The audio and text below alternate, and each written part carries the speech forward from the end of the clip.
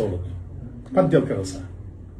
Мунун подделкалары ушул, анан могул ID карттын подделкалары менен бүгүн дагы чет өлкөлөрдө машина айдап жүргөндөр бар.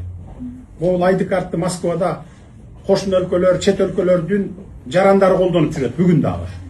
Суроо бүтөлекте. Түшүндүңөр э? Могул айдоочулук күбөлүк менен, моулар менен бүгүн дагы машина айдап жүрөт. Россияда, Казакстанда дегендей башка чет өлкөлөрдө мына мөөнөтү бүтөлектер. Муну кантип жок кылабыз? Муну жок кыла албайбыз да.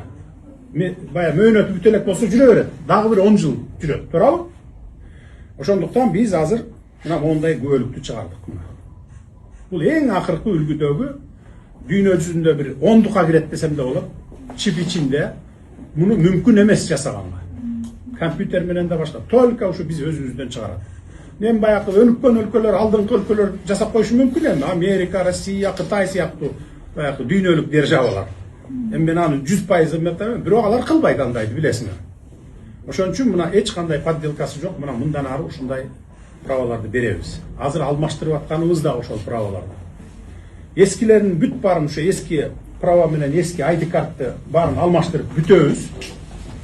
Быйыл жылдын аягына чейин бүтөбүзбү?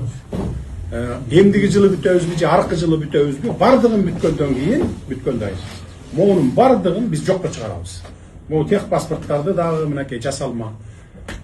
Бардыгын жокко чыгарабыз. Ошондо мына могу гана калат.